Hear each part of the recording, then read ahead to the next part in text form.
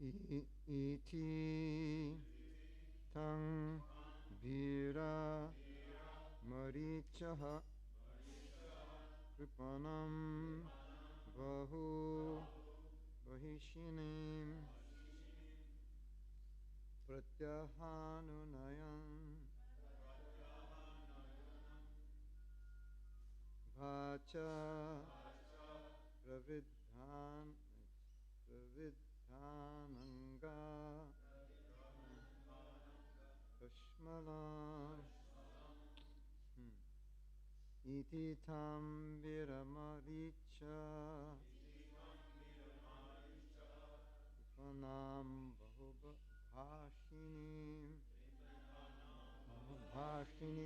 pratyabhanu nayan vacha pravidhananga kashmalam iti tam viramaricha Rupanam bahubhashinim pratyahanu nayan vacha pravridhananga kashmalam iti tam viramaricha Rupanam bahubhashinim pratyahanu nayam vacha pravridhananga kashmalam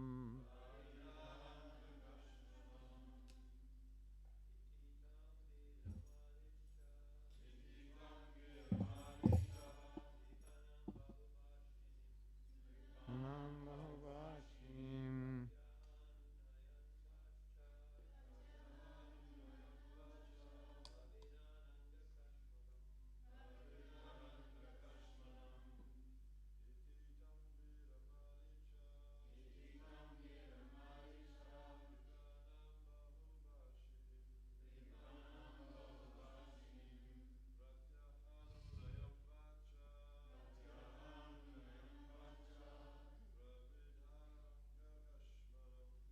vidhanam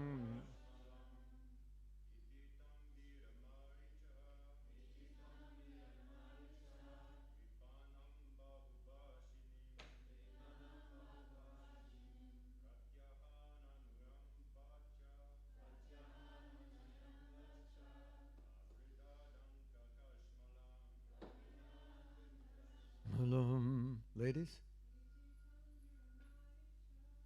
Itam viramaricha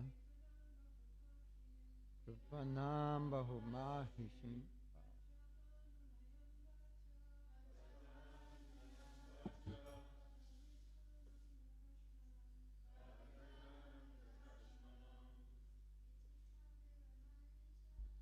Itam viramaricha Hashinim Pratyahanunayam vacha Pravidhananga kashmalam Gambira maricha Ahubhashinim Pratyahanunayam vacha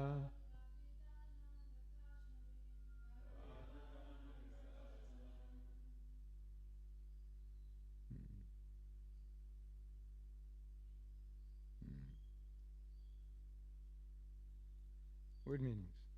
Iti, thus, tam, unto her, vira, O hero, marichaha, the son of Marichi, Kasyapa, kripanam, unto the poor, bahubhashinim, too talkative,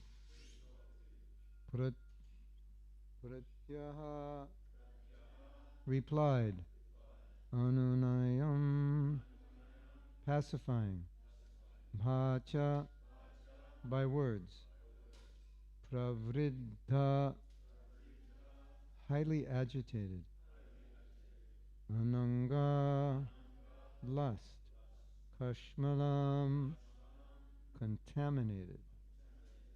O hero Vidura, Diti, being thus afflicted by the contamination of lust, and therefore poor and talkative, was pacified by the son of Marichi in suitable words. When a man or woman is afflicted by the lust of sex desire, it is to be understood as sinful contamination. Kasyapa was engaged in his spiritual activities, but he did not have sufficient strength to refuse his wife, who was thus afflicted. He could have refused her with strong words expressing impossibility, but he was not as spiritually strong as Vidura. Vidura is addressed here as a hero because no one is stronger in self-control than a devotee of the Lord. It appears that Kasyapa was already inclined to have sexual enjoyment with his wife, and because he was not a strong man, he tried to dissuade her only with pacifying words.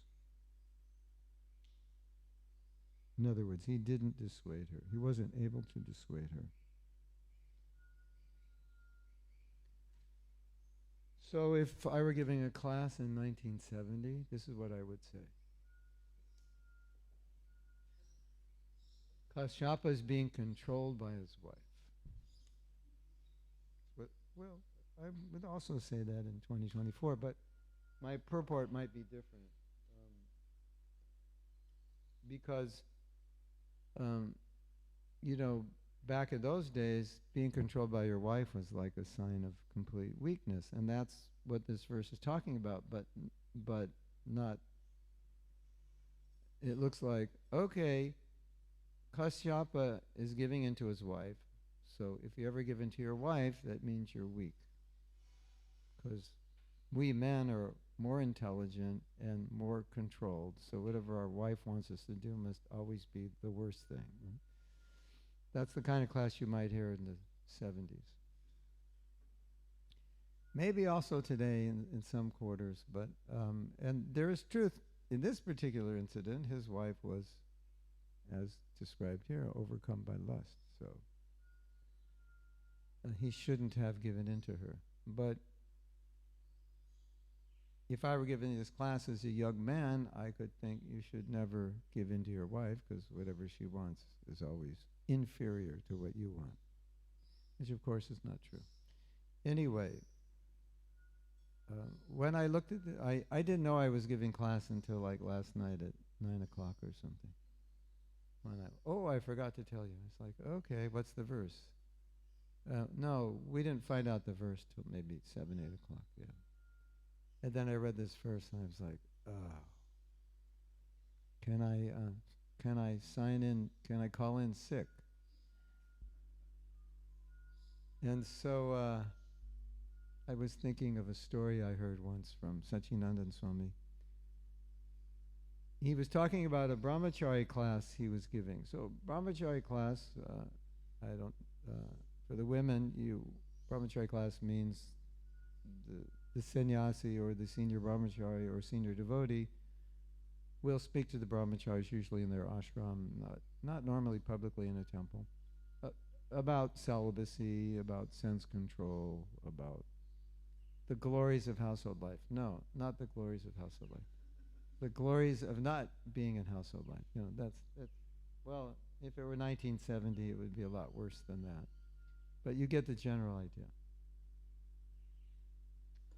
It's better, celibacy is good for all these reasons. It's better if you can be celibate, and if you get married, then it's difficult. And it was kind of a negative talk about family life and women. And there was a lot of talk about how you should control sex. It's better if you can control it. Retain your semen, control sex, beast, you know. So the word sex would come up like 4,000 times in that brahmachari talk. So let's do an experiment right now. Is breakfast at 8:30? Okay, don't think about breakfast. What are you thinking about now? Yeah. Don't have sex. What are you thinking about? Yeah. So there's brahmachari. Maharaj asked this brahmachari, how do you like the brahmachari class? He goes, I was fine before the brahmachari class, but you've been talking about sex for the last hour. I'm completely agitated. So I was looking at this verse and I was thinking, oh, great, it's a verse about sex. You know, it's like, it's the Bhagavatam, Amala Puranam, the spotless Bhagavatam, and we're supposed to be talking about sex. But I just want to tell you, don't think about sex. Like, okay, and that's all we're going to be talking about, so I don't know. We have to think about it in a proper way. No, it's not that we don't want to think about it, but we don't want to think about it in the wrong way. But one interesting thing that you probably noticed about Bhagavatam is it shows us examples of people who did the wrong thing. Because, you know, sometimes when you're learning how to do the right thing, it's also good how to be aware of what the wrong way to do it is, because sometimes you don't know the wrong way. You only know the right way, but you don't know the right way, exactly the right way, so you could end up doing it the wrong way. So the Bhagavatam has examples of people doing things wrong. And one mistake we could make as practicing devotees is to think, oh, that's Kasyapa. It's not me. He messed up. Or that's Ravana, or that's Duryodhana, or that's whoever, Hiranyakashipu. That's them, and this is me. I'm a devotee, they're not, so I don't do what they do. And they don't do what I do. No, it's not. That's not the point. The point is that we do what they do from time to time. At least we have the propensity to do what they do because we're conditioned souls trying to become purified. So you have examples in the Bhagavatam of people doing the wrong thing, like, hello, you could also do this if you're not careful, right? Like, you look at Hiranyakashipu and it's like, no way, I wouldn't do that. Probably you wouldn't, but never underestimate what you could possibly do if you had all the power of Hiranyakashipu. Like you're sitting here, you know, it's like, you know, we don't have that power, so we're like, yeah, you know, I'm very detached. Yeah, well, what if you had control of the whole universe? How detached would you be? Maybe not so detached, right? You could control everybody. So these examples are there. So I was thinking about Kasyapa. So this story is more focused on Kasyapa than it is on Diti, because he's the one who's giving in to her. So it's really a focus on his weakness more than hers. You could say her weakness is maybe to be expected or natural. She wanted to have children, and she wanted to have them right now, immediately. And he said, now's the wrong time, because when you conceive during this hour, you will bear demoniac beings. It's not a good time. No, but I can't control myself. So the man, he should have just reasoned with her, or whatever. He should have just said, no, we're not going to do it. I'm sorry. We can do it later, another time. I'm not against conceiving, but not now. So he failed, and the focus of this verse is on his failure, his inability to control himself. So one of the things I was thinking when we're looking at this verse is that when we want to control ourselves, one of the things we have to do is be in situations where we're not tempted. So Kasyapa is being tempted, and Prabhupada says here, it's kind of like he was going along with it, because it's like, okay, you know, it's kind of coming. You ever have, like, you're not hungry, but someone gives you a sweet ball? Well, okay, I'll eat it. It was something like that. You know, it's like, you know, I'm always ready for a sweet ball, even when I'm not hungry. So the way Prabhupada's explaining it is something like, it's not that he was entirely against it.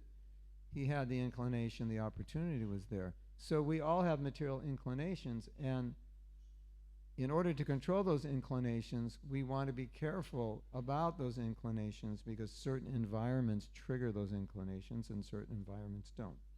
For example, I heard that there are certain persons who by physiological constitution have addicted physiology or addictive psychology. So if they become addicted to something, what's in this case what I heard was alcohol, and they break that addiction if they take one drop, literally at any time in the future, they take one drop of alcohol, they'll again start drinking. Just one drop. That's it. Because it's their nature. So in order to break that addiction, they never hang around people who drink alcohol. They don't get near bars or friends, or they don't. Just take a sip. It's innocent. Take a sip. They don't touch it because they know their weakness. So their strength, they don't have the strength to resist it. So their strength is not being near the thing that they can't resist. That's their strength. So sometimes if you know, not sometimes, if you know your weakness and you know what you can't resist, then your sense control is not that you can control yourself in that environment. Your sense control is not to be in that environment, not to be close to the thing which stimulates you. So here, Kashyapa was kind of a sitting duck because he was kind of inclined, that's his nature. He knew intelligently this was wrong, but he couldn't really control himself. So we've all been in situations in which we knew doing something was not a good idea and it would produce a bad result, and we did it. Yes?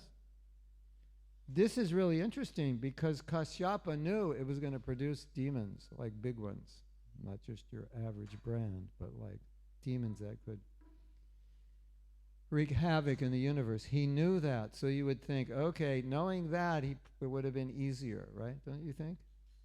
I know if I do this, like the universe is going to be destroyed. You would think it would be easier to control that desire. But he didn't, which is interesting, isn't it? So what do we learn from that? Well, we know what we learned because we Dayato Vishayam Punsang Sangateshu Vijayate. We learn from the Gita that when you become attached to something and lust hits a certain threshold, your intelligence goes boop.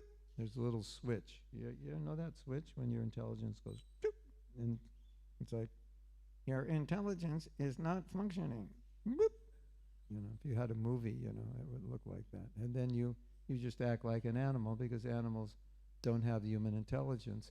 So when lust comes, it flips the switch, covers the intelligence, and then even though you know if you conceive at this point in time you're going to give birth to someone who's going to wreak havoc, create terror in the universe, and still you do it. That's amazing, isn't it? The power. So knowing the power of lust and its ability to turn off intelligence, an intelligent person doesn't get themselves near the sources of their lust because they know they can't control it. And so you might think, oh, I'm so fallen I can't control it, but you can control the environments you put yourself in, and that's your control because you know you can't control yourself in that environment, right? It's like sometimes we feel when we're not getting enough association with certain devotees, we feel like, I really need this association with this devotee or these kinds of devotees because I feel weak. So you put yourself in that association, automatically you get strength. That's intelligent, right? Maybe on your own, you don't have the strength to develop a certain kind of detachment or inspiration. You go into that sangha and you get it. So I don't have it, so I'll get it. So same thing, just opposite. I don't have it, I'll get it. If I go into this sangha, I'm going to get trapped. And so that's intelligence. So now, someone might say, well, how do you strengthen intelligence? I believe that Prabhupada gave us his books to strengthen our intelligence because he knew we needed it. You know, your intelligence is like a knife and sometimes it gets dull. And you can't even cut a tomato with a dull knife, right? Tomato's soft. You could stick your finger through it, but the knife can't, right? Yes? Yeah. So sometimes our intelligence is like that. It's dull, right? So we go to Prabhupada's books, the electrical knife sharpener, and then all of a sudden you can cut the tomato, isn't it? Yeah. So I've seen this in my own life, and I've seen this in the life of other devotees, that to get out of the material world requires some intelligence. It's Kali Yuga, we're not that intelligent. Prabhupada's giving us his intelligence. It's like downloading. I just saw online the first guy got a chip in his head. Did you see that? Yesterday or something. I don't know what he did. He, I don't know, recited the encyclopedia or recited Google or something. I'm not sure. But he got a chip in his head. So, Chip Dara. It used to be Shruti Dara. Everything you heard, you remembered. Now it's Chip. Dara means carry. Now it's Chip Dara. You get a chip, you carry a chip.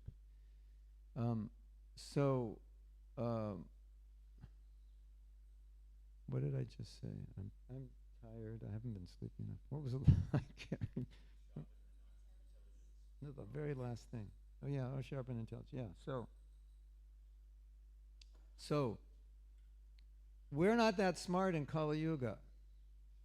You go out in Sankirtan, you give someone a book, and you say, meat eating's bad, you're killing animals. I like meat. What are you talking about? That's the intelligence of the average person in Kali Yuga, isn't it? And wait, no, but they're animals. No, they're not. They don't have any feelings. They don't have a soul. Like, okay, this is Kali Yuga, and then the ultimate one, killing 2 million babies are killed every month in the womb, right? But no, we're not killing babies. We're removing tissue, The ultimate, intelligence, is doesn't function. No function. So we see all these things, isn't it? We as devotees are we don't understand. How come you don't understand this? This is so obvious. No, it's my body. I have a right, and we can't understand that they can't understand. They can't understand that we can't understand. So this is Kali Yuga intelligence. And so Prabhupada gives us his books. You read his books, sharpens the sword. Everything becomes really clear. It's of course, this is obvious. But the nature of Kali Yuga is that because we have dull intelligence, when we don't hear, intelligence becomes dull. When intelligence becomes dull, we can't fight off our conditioning. And that's what's happening here to Kasyapa. Kasyapa is a sage. He's not some average guy, in Byron Bay surfing, Not some surfer dude in Byron Bay. He's sadhu, sage, intelligent, elevated. It's another age. Not even that. It's just living human beings in other ages are already more elevated, and what to speak of him. And look what's happening. If it could happen to him, it can happen to anybody, right? Happened to Brahma. There's so many great personalities. Isn't it interesting? It happened to Vyasadeva, it happened to Brahma. You go down the list. And once the brahmacharis went to Prabhupada, Sankirtan devotee said, Prabhupada, we're going out during the day, we're going to the shopping centers, there's 95% women, and we're just 20 years old and talking to women all day, and we're disturbed. No, Lord Chaitanya will protect you. This is the Sankirtan movement. So he's telling these young 20-year-olds who are speaking to women who are not that well dressed all day, saying, no, you won't. And Lord Brahma and so many great personalities and so many stories of Satan, they couldn't do it. And Prabhupada's saying, you can do it. Isn't that amazing? That's the power of bhakti. Who are we? But by Prabhupada's mercy and the power of bhakti, we can do it. But if we're not careful, we end up like Kasyapa, and we lose our intelligence. And we do something stupid, and after we do it, we the next day we think, how did I do that? I can't imagine. I was so stupid. What happened? Intelligence shut off. That's what happened. Desire hits a threshold, it shuts off intelligence. Why does it shut off intelligence? It's really interesting. Because if a living entity wants to enjoy something, you don't want intelligence, because intelligence just tells you don't do it. And that's not fun. Your parents ever tell you don't do something you wanted to do? Like, that's like the worst thing, isn't it? Don't do that, it's bad for you. I don't care, I want to do it. No, it's bad for you. I don't care, right? Standard answer from a 16-year-old. Yes?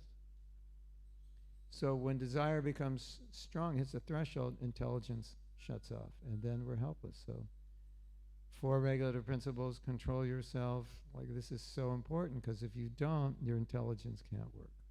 Or your intelligence will just engage in your lust, anger, greed, and envy and support it.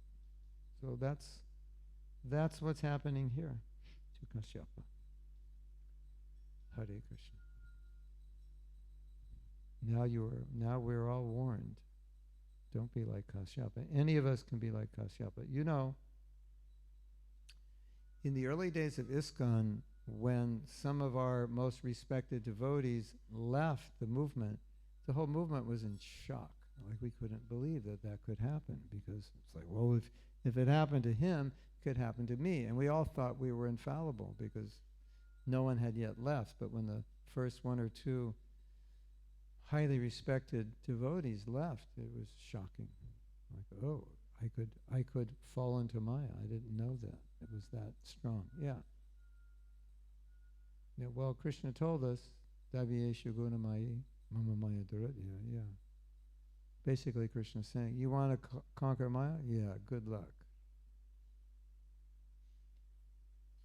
But at the same time, Prabhupada's coming to the West, giving initiation, making us Brahmins, saying, yeah, you can do this. Giving young men sannyas. Yeah, you can do this. With the weapon of the holy name, the Sangha, my books, deity worship, and Sankirtan movement, you can do this. But on your own, otherwise, really, really difficult. Really, really. The definition of addiction is so interesting, because we're all addicted to something. Whenever you do something that's not good for you, by definition, it's an addiction.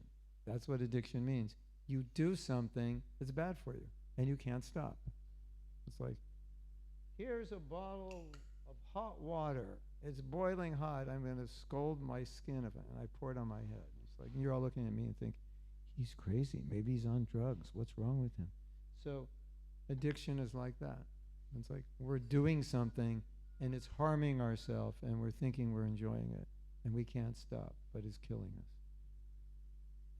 So we all have the potential for that, yes? Yeah, we all can do it. We've all done it, and we all need to be careful. That's the nature of this world, and the nature of addiction, and this is what we learn from Kashyapa. Thank you very much. So if there are any comments, questions, yes?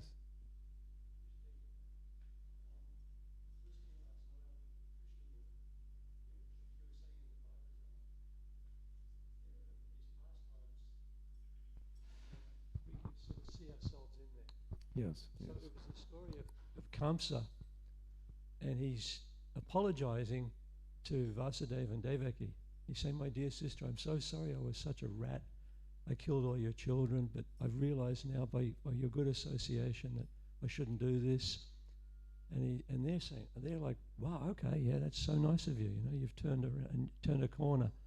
So then everything's good. So he goes off back to his palace to all of his advisors, and he tells them what's going on. And they're like, no. It's not like, you shouldn't be like that. You're so powerful. Everyone's scared of you. And his intelligence just gets flipped over by this bad association. I'm thinking, it's just like me. And they're like, no, everyone's scared of you. You have the... So then they decide, yeah, let's kill all the children, let's kill all the cows, and we'll kill all the Brahmins too. Weren't they saying like, oh, that's a weak, your sattva gun is kind of a weakness? Yeah. Your good quality is actually bad for you. Yeah. Crazy. So good point. Thank you. Yes. Watch out who you associate with. You know, when people would ask Prabhupada, how do you become a devotee? And he would say, how do you become a thief? How do you become a drunkard? By association. Associate with thieves, associate, how do you become a devotee? You associate. Yes? I was just wondering if can lust sometimes like sort of imitate the voice of intelligence? For example? Like if you're wanting to do something. You mean rationalization? Yeah, like rationalization. Of course. Yeah. I was saying last night, this may not be the only reason we rationalize. We were talking last night. I forget the context. Rationalization is often done because if we were to acknowledge how bad the thing we did is or was, we would feel so bad about ourselves, we wouldn't even be able to tolerate getting out of bed so if we rationalize it, then it's like, oh, now I can live with myself because I'm just an ordinary human being and everybody does. Sometimes we need that also, but when we're rationalizing something we shouldn't do because it's so intolerable to remember that we did it, and then we rationalize it, so it's like, oh, it's not that bad, everybody does it, and then I'm okay. Then I can get out of bed now. So that's something to be aware of. I was thinking a little preview of what we're going to do. A little exercise I was thinking this morning for the self-care workshop tomorrow, and if you can't come, you can still do this. You think of this situation like you do something, and after you do it, you're like, why did I do that? And we say something like, I hate myself when I do that. You ever said that? It's just like, you've done something, now you have to remember that you did it for the rest of your life. I wish I could, is there an eraser? You could just erase that. I would be so much happier, Now I have to remember I did that. I wish I hadn't done it. I hate myself when I do that. Okay. How much do you hate yourself on a scale of 1 to 10? Oh, probably 11, right? Some things, like really bad. Okay. How do you feel when you do something good? Oh, I feel really good. What's the pain level of correcting that action so you never make that mistake again? Which is why we don't correct it, because it's difficult and painful, isn't it? Like, why don't I correct it? It's just so hard. What's the pain threshold level of correcting it? I can guarantee you it's lower than the pain of doing it. And when you recognize that, that's a huge impetus to make these adjustments, even though difficult, because you realize the pain of that effort of controlling myself is less than the pain of what I have to live with if I do it. And that's how intelligence functions. And when we use intelligence that way, it can help us so much because we realize I am the one destroying myself. Nobody else is doing it. I could blame it on somebody, but what's the point? I'm the one who made the decision to do that.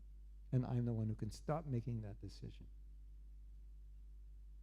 And so that's just, perennial wisdom. The pain of change is always less than the pain of the result of what happens when you don't change. So excuses are interesting because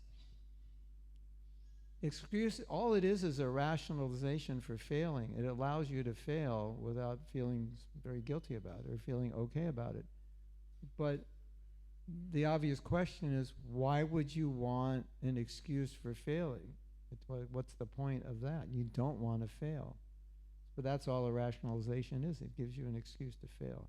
Now, sometimes we have to be kind on ourselves, compassionate and so forth. But I wouldn't call that an excuse. I would just call that healthy, building healthy self-esteem and self-compassion.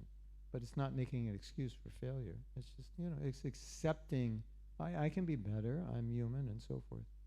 That's different. But making an excuse for failure keeps you bound in failure. Then it keeps you okay with it. And it's kind of it's a kind of a form of self-deceit, right? So as I was saying, if you want to enjoy this world, you don't want your intelligence to work because it just rains on your parade. Your intelligence says, you shouldn't do that. Shut up. No, you shouldn't do that. Quiet. You shouldn't do, I don't want to hear you. Shh. And you just, isn't it? That's a really dangerous position to be in as a devotee, because we want that intelligence to speak loudly and we want to hear it. But as the Bhagavatam says, when a living entity comes into this world, they don't want to hear intelligence. They want to be illusion, because you need a certain level of illusion to enjoy this world. If I am fully self-realized, I can't enjoy anything material because I don't identify with it. I don't see you as a woman. I don't see myself as a man. I don't see myself as American, you as Australian. And everything that's enjoyable to the body, I'm already enjoying transcendental bliss spiritually, so I'm not there. But if I want to enjoy materially, I have to be in the bodily concept, otherwise it doesn't work. So I have to forget that I'm not the body. So like sometimes someone wants to enjoy and you preach to them and like, did you have to tell me that? You ruined my day. I wanted to go to the beach today and do this, and then you preached to me. Ugh. Now I'm just going to feel guilty all day. It's like that, isn't it? Yes? So for us as devotees, we want that intelligence to function. But if you want to enjoy materially, then you're at odds with your intelligence. You're like in this really paradoxical situation, because it's like, your parents are with you all the time. I'm going out with my boyfriend today. Okay, it's fine. We'll just go with you. We'll be your chaperone. It's like, well, what's the fun of that? So intelligence is like the chaperone. It's raining on your parade of material enjoyment, isn't it? So rationalization is really shutting the intelligence off. It's like, stop bothering me. Oh, it's okay to do this. Everybody does it. What's the problem? Right? Then there's no guilt, no shame, anything. And intelligence is quiet. You don't want to hear that guilt and shame, because it's telling you you're doing the wrong thing and you don't want to hear it. But as devotees, we really want to hear it. So if we feel a little guilty, that can be a very positive thing. That's Krishna saying, I've done the wrong thing. And that's why I feel this way. So that's good. I mean, imagine you felt no guilt, anything you did. That would be weird. But that's what rationalization is, right? Eliminate the guilt, do whatever you want. Not good for us. Not good for anybody, right? Does that answer your question? Is that what you're asking? Yeah, brilliant. Thank you.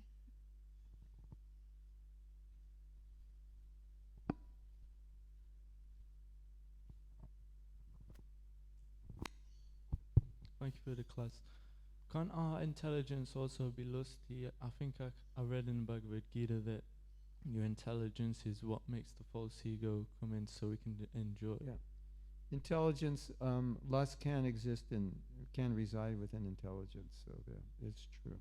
So then it's intelligence working against you. So it's kind of like the same thing. It's not really working the way it's supposed to. So it's kind of turned off from its function, and it's turned off, and it turned on now in a new way that works against you. It just facilitates you. But Krishna arranges the world that way, because if the conditioned soul wants that, then he's like, okay, I'll let you use your intelligence for eating, sleeping, mating, and defending, if that's what you want it for. And that's why Prabhupada would always preach that, materialistic civilization, they're utilizing their intelligence for these four things. So you know that example, Prabhupada was in a car once, and they're driving, and he said, we're driving on 4 wheels and a dog is running on 4 legs, but what he's running for and what we're running for is the same thing. They're just driving for the same things that the dog is driving for. So we're using our intelligence to do what a dog does. A dog doesn't have the intelligence to build a car, he has to run. We have the intelligence to build a car, and we use that intelligence to run for the same things the dog's running for. Eating, sleeping, mating, defending. So that's the problem. So it's dangerous. So that's materialistic civilization is based on employing intelligence for material advancement. So yeah, if that's what you want, Krishna will give it to you. So we pray to Krishna give us intelligence to come closer to you. And if we desire that, he will. But if we desire something else, he's just going to give you what you want, and you think, why am I desiring this? Because it seems like Krishna is giving me intelligence for material enjoyment. Why? Well, because that's what you asked for. So be careful what you ask for, because yayatamam prapadyante, Krishna is reciprocating with your desire. So, if you're feeling, well, Maya's so strong, maybe it's that Krishna's just reciprocating with what you want. Or if you're feeling very inspired in your spiritual life, so Krishna's reciprocating with that desire. So you have to be careful what you desire, because Krishna's just, responding. And we think, oh, Maya's so strong, and we're always blaming Maya. But we're feeding into it, and we're getting back what we feed into it. So it's not like Maya's, there's so many great devotees, Maya has no business with them, right? It's not random. Why, Maya, why did you choose me? I was just minding my own business. She said, no, you weren't. I know what's on your mind. I'm coming to fulfill your desire. You ever had that experience? It's like the exact thing that's going to destroy your Krishna consciousness shows up and it's sitting next to you. You ever have that one? And immediately you know, oh, it's because I wanted this. And Krishna said, okay. And sometimes if we're smart, we run away and we learn our lesson, right? But the beautiful thing about it is that he'll give you what you want and you need spiritually, just as he'll give it to you materially. So it's your choice. But if you choose properly, then it's easy. And if you choose improperly, then it's difficult, because he's the wind behind your sails, and you're just pointing in the direction. You're pointing your sails where you want to go, and he'll blow you wherever you move your sails. So that's what's happening. So it's very good and very bad, depending on what direction your sails are headed or facing. Yeah. Good luck. Hare Krishna. As they say, be careful what you pray for. I don't know who was it, some Christian saint or some writer said that there's more suffering, there's much more suffering in the world that is a result of answered prayers than unanswered prayers. Have you ever heard that? Isn't that interesting? We're conditioned souls. What do we pray for? We tend to pray for things that are bad for us.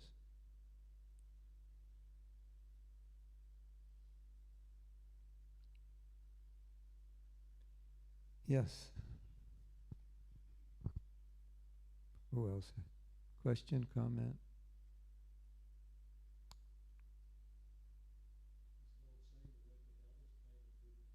Yes.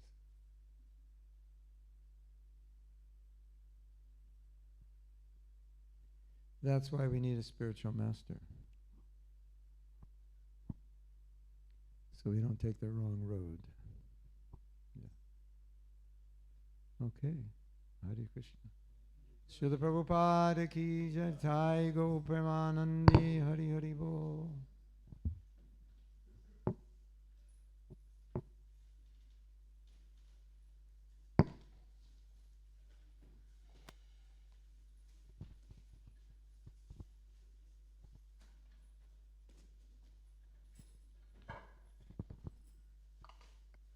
Thanks for visiting us here again. I know it's a long way from the rest of the world,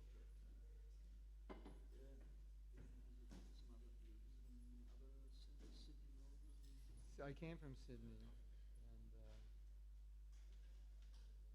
or other I'm here for 2 weeks, and then I'm going back. Okay. Going to Sydney on Monday, and then back to the U.S. on Tuesday. So yours and my More now, no. Now more, we're back in America. Okay. I go to South America, Europe, India, China.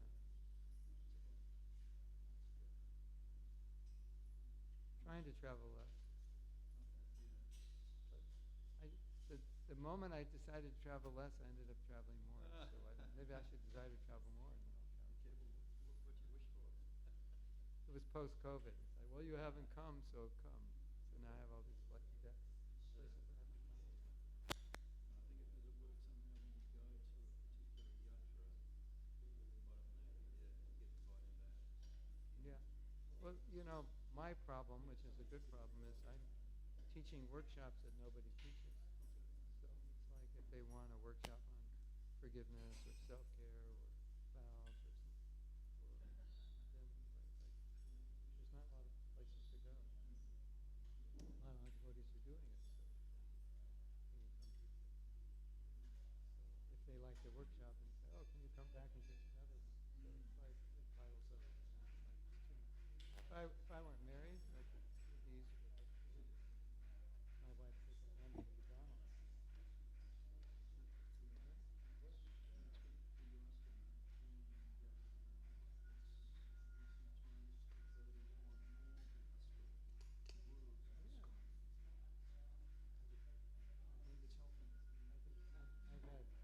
sannyasi godbrothers who tell me that sannyasis shouldn't be gurus. If they know how to deal with all this stuff. They've been through it all. Enjoy the rest of your stay and Okay. see you all again. Yeah.